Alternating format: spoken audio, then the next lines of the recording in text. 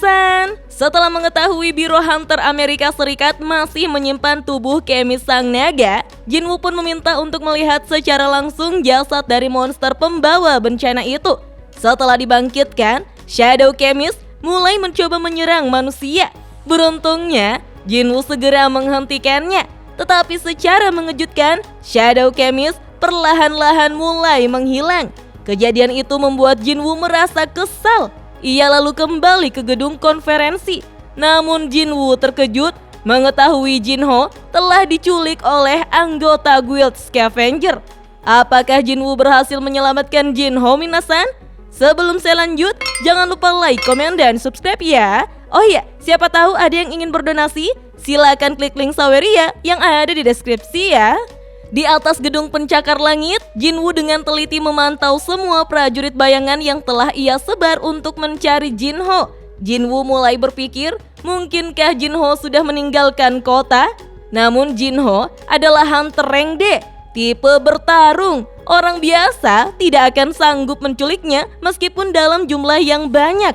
Apabila mobil yang seharusnya menuju ke markas besar Biro Hunter mencoba untuk meninggalkan kota, Jinho pasti akan menyadarinya jika ada sesuatu yang tidak beres dan tentunya ia akan memberontak. Satu-satunya petunjuk yang ditinggalkan pelaku adalah Guild Scavenger. Jinwoo mulai menyadari jika Guild Scavenger merupakan guild dari adik laki-laki Hwang Dong-suk, yaitu Hwang Dong-su.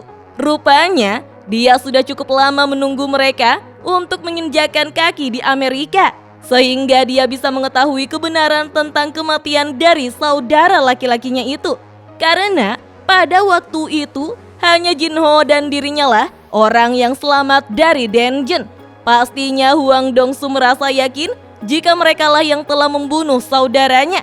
Ternyata peringatan dari ketua Wu Jinchul yang dulu pernah disampaikan benar-benar menjadi kenyataan. Jinwoo pun tidak menyesali saat melakukan shadow exchange untuk menolong ayah Jinho yang terkena penyakit tidur abadi. Namun hal ini tidak akan terjadi jika Jinwoo tidak lupa untuk meninggalkan satu prajurit bayangan untuk menjaga Jinho. Jinwoo berjanji tidak akan memaafkan orang yang telah menculik Jinho, apalagi jika terjadi sesuatu kepada wakil guildnya. Sementara itu, di kantor Guild Scavenger, Thomas terus memantau perkembangan untuk mencari Hwang Dong-su, namun ia masih belum mendapatkan kabar mengenai keberadaannya. Thomas mulai berpikir, apakah Hwang Dong-su tidak takut mati? Tapi ia merupakan hunter rank S dan seharusnya sadar akan perbedaan kekuatan antara dirinya dengan Sung Jinwoo. Jika dia melakukan hal bodoh tersebut, meskipun mengetahui konsekuensi yang akan ia terima, berarti Hwang Dong-su mengetahui jika Master Guild-nya tidak akan tinggal diam dan akan membantunya. Thomas merasa itu terjadi karena dirinya mungkin terlalu baik kepada para hunternya. Thomas kemudian menelpon Laura untuk menanyakan bagaimana kondisi terbaru saat ini. Laura menjelaskan dengan kerjasama yang ia lakukan dengan Biro Hunter, mereka sudah menganalisis pola pergerakan Hwang Dong-su selama sebulan terakhir. Dan totalnya terdapat 3 kejadian di mana dia melenceng dari pola aktivitasnya yang seperti biasa. Thomas lalu memerintahkan Laura untuk segera mengirimkan semua anggota Scavenger ke tempat itu. Ia juga akan segera menyusul ke sana. Sebelum menutup teleponnya, Thomas menanyakan bagaimana Laura berhasil membujuk Biro Hunter. Laura menjawab bahwa ia telah menyampaikan kepada Biro Hunter jika mereka belum menemukan Hwang Dong-su, maka Thomas dan Jinwoo nantinya akan berselisih. Di kantor Biro Hunter, seluruh staf sangat sibuk melacak keberadaan Jinho. Adam menginformasikan bahwa semua anggota Guild Scavenger sedang dalam perjalanan. Wakil Biro Hunter terkejut mengetahui ada sekitar 100 orang Hunter Guild Scavenger yang membatalkan jadwal raid-nya dan sekarang sedang bergegas menuju ke suatu tempat. Apalagi jika semua anggota Guild Scavenger sedang bergerak. Itu berarti Thomas Andrella yang berada di belakang kejadian ini. Suatu hal yang luar biasa. Apa yang sebenarnya terjadi? Di sebuah pabrik terbengkalai, Hwang Dong-su bersama rekan hunternya menyiksa Jinho sampai babak belur hingga ia pingsan. Hwang Dong-soo berkata jika ia tidak berencana berbuat apapun kepada Jin-ho. Hanya ada satu hal yang dari dulu ingin ia ketahui. Sebenarnya, Master Thomas telah memperingatkannya untuk tidak menyentuh Jin-woo. Tapi dari awal, ia tidak pernah berencana untuk mengganggu Sung Jin-woo. Karena masih ada satu orang lagi yang bisa memberinya jawaban. Hwang Dong-soo sudah menyampaikan sebelumnya jika Jin-ho mau berkata jujur apa yang sebenarnya telah terjadi kepada saudaranya di dungeon itu, maka ia akan membebaskannya tanpa terluka sedikit pun. Ia hanya ingin mendengar satu hal, bahwa Jin-woo yang telah membunuh saudaranya. Setelah ia mendengar perkataan itu, maka urusannya dengan Jin-ho akan selesai. Hwang Dong-soo kemudian memukul dada Jin-ho dan seketika itu juga Jin-ho terbangun sambil mengerang kesakitan. Hunter yang bersama Hwang Dong-soo menyebut jika anak tersebut cukup keras untuk seukuran tanker. Karena manusia biasa manapun pasti akan langsung mati sekarang. Hwang Dong-soo pun merasa heran mengapa Jin-ho begitu keras kepala. Hwang Dong-soo menyebutnya brengsek berwajah naif karena keberaniannya patut diacungi jempol. Namun kebodohannya lah yang akan membuatnya terbunuh. Hwang Dong-soo yang kesal membenturkan kepala Jin-ho di tiang bangunan. Ia lalu berkata bahwa dirinya tidak akan membunuh Jin-ho karena orang yang berada di belakangnya adalah seorang healer yang cukup berpengalaman. Dan dia akan menyembuhkan Jin-ho kapanpun ketika hampir mati. Yang artinya itu akan terus berlanjut sampai Jin-ho mau membuka mulut. Jika tidak, dia akan selamanya berada di tempat itu. Apalagi mereka saat ini berada di sebuah pabrik yang sudah tutup selama lebih dari 5 tahun. Sehingga tak satu pun yang akan datang ke tempat itu untuk menyelamatkannya, walaupun Jin-ho berteriak sekeras apapun. Hwang Dong-soo pun kembali menanyakan apakah setelah mendengar ucapannya, Jin-ho mau sedikit membuka mulutnya. Jin-ho pun mulai berkata, "Jing!" Membuat Hwang Dong-soo bingung apa yang akan Jin-ho katakan. Dengan wajah yang sudah babak belur, Jin-ho lantas mengacungkan jari tengahnya dan memaki Hwang Dong-soo, "Anjing!" Hwang Dong-soo langsung mencengkram kepala Jin-ho dan tanpa ampun membenturkan kepala Jin-ho hingga tiang besi pabrik tersebut hancur. Rekannya memperingatkan agar Hwang Dong-soo berhati-hati karena ia tidak ingin berurusan dengan kasus pembunuhan hanya demi uang. Hwang Dong-soo yang sudah kehilangan kesabaran kembali bertanya seberapa banyak yang telah Jin-ho ketahui. Jin-ho yang sudah dalam keadaan kritis tidak mengerti maksud perkataan Hwang Dong-soo. Dengan wajah yang mengerikan, Hwang Dong-soo menyebut jika ia baru saja akan mulai. Tiba-tiba perhatiannya teralihkan oleh satu monster High Orc. Hwang Dong-soo lalu bangkit bersiap-siap membunuh monster itu. Ternyata itu adalah salah satu prajurit bayangan yang terlihat ketakutan melihat mereka. Hwang Dong-soo dengan cepat menyerang High Orc, namun ketika serangannya hampir mengenai High Orc, Jin-woo pun segera menggunakan skill exchange. Sementara itu di dalam apartemen, Ibu Jin-woo bersama Jin-ah sedang duduk untuk menonton acara televisi. Ibu Jin-woo mulai penasaran bagaimana kabar putranya saat ini. Beru yang bertugas untuk melindungi Jin-ah mencoba menyampaikan kepada ibu dari masternya jika ada sesuatu yang tidak bisa dikalahkan oleh sang master, maka tidak ada satupun orang di dunia ini akan aman dari makhluk itu. Salah satu media Korea menampilkan sosok Jin-woo yang sedang berada di gedung konferensi yang diadakan oleh Biro Hunter Amerika. Mereka tampak senang melihat Jin-woo di televisi, tapi tiba-tiba Beru merasakan energi dari Jin-woo, di mana ia juga pernah merasakan ini sebelumnya saat masternya tersebut sedang sangat marah. Beralih ke Park Jong-soo yang terlihat sedang mengarahkan anggotanya untuk berhati-hati karena belakangan ini sedang banyak terjadi kecelakaan di dalam dungeon. Jadi, jangan biarkan ada satupun orang yang terluka. Jung Yeon-tae tampak terkejut karena melihat bayangan di bawah kaki Park Jong-soo yang barusan bergerak. Mendengar ucapan yang tidak masuk akal itu, Park Jong-soo meminta agar Jung Yeon-tae tidak minum-minum sebelum melakukan raid. Jung Yeon-tae yang ketakutan menjawab bahwa dirinya tidak minum sedikit pun pada hari itu. Bayangan dari Park Jong-soo terlihat benar-benar mulai bergetar, seolah bayangannya hidup. Park Jong-soo lalu menyuruh Jung Yeon-tae untuk segera beristirahat. Kembali ke Amerika, kita diperlihatkan rombongan mobil dari Guild Scavenger melaju dengan cepat menuju ke lokasi Hwang Dong-soo. Tiba-tiba, Thomas menyuruh bawahannya untuk segera menghentikan mobilnya. Thomas merasakan jika pertarungan antara Jin-woo dan Hwang Dong-soo telah dimulai. Thomas yang khawatir lalu menendang pintu mobil hingga hancur. Setelah itu, ia pun melompat ke jalan raya. Thomas menyuruh anggotanya untuk mengikutinya secepat yang ia bisa, karena Thomas akan langsung menuju ke depan. Dengan cepat, Thomas melompat menuju ke lokasi yang akan menjadi medan pertempuran. Melihat kerusakan yang diakibatkan oleh Master Guild-nya, anggotanya merasa jika mereka akan mendapatkan banyak tagihan sebagai kompensasi akibat kerusakan yang telah mereka timbulkan. Rekannya pun setuju dengan hal itu. Menurutnya, Thomas seharusnya berada di mobil saja. Setelah melakukan pertukaran bayangan dengan High Orc, Jin-woo langsung saja mendaratkan pukulan tepat di perut Hwang Dong-soo. Para rekannya pun tampak terkejut melihat kehadiran Jin-woo. Di sisi lain, Jin-ho merasa senang karena Master Guild-nya telah datang untuk menyelamatkannya. Serangan dari Jin-woo membuat Hwang Dong-soo kesakitan hingga memuntahkan darah. Dalam sekejap, Hwang Dong-soo dengan cepat terhempas menabrak dinding pabrik.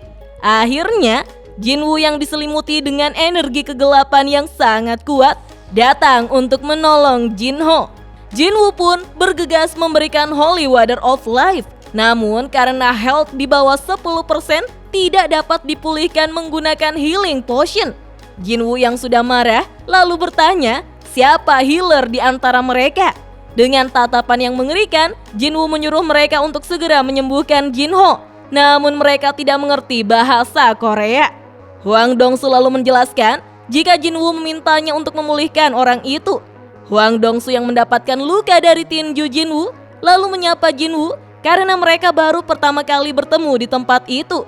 Jin-woo lalu mempertegas agar mereka segera memulihkan Jin-ho.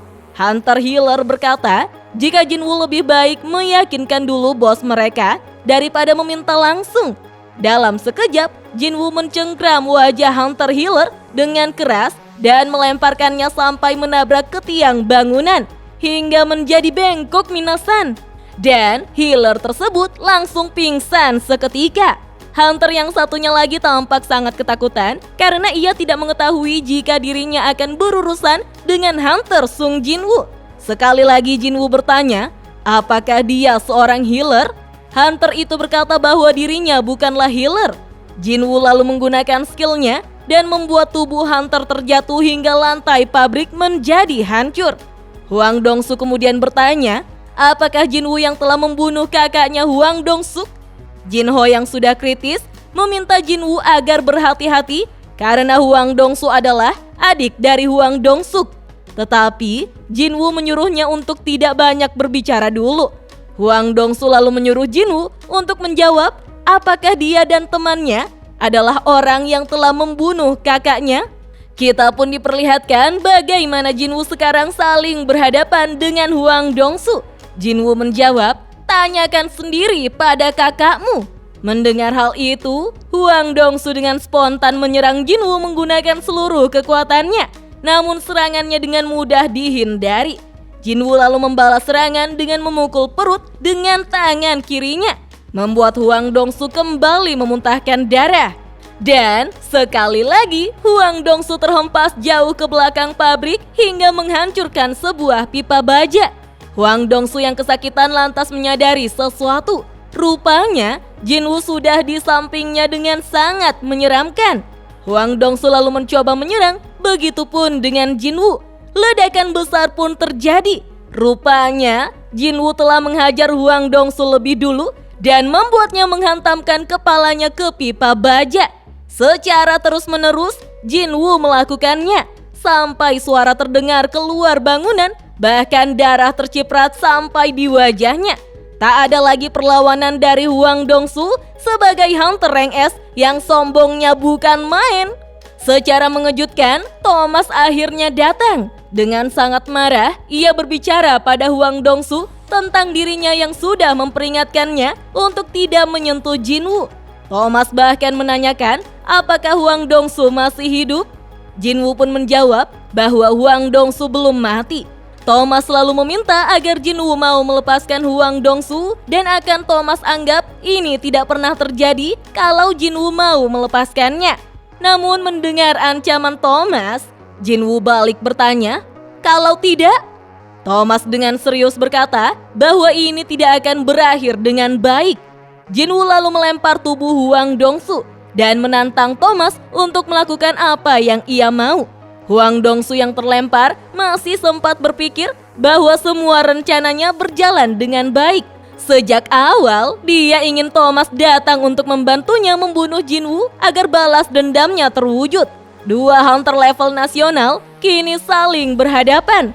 Thomas bertanya, apakah Jinwoo mengetahui siapa sosok yang ada di hadapannya? Jinwoo yang sudah sangat marah menjawab, "Masa bodoh. Siapapun itu, ia tidak akan mundur." Thomas mengakui nyali Jinwoo yang tetap menantangnya walaupun sudah mengetahui siapa dirinya. Diceritakanlah, dahulunya Thomas Andre terlahir dari keluarga imigran miskin dan memiliki banyak musuh.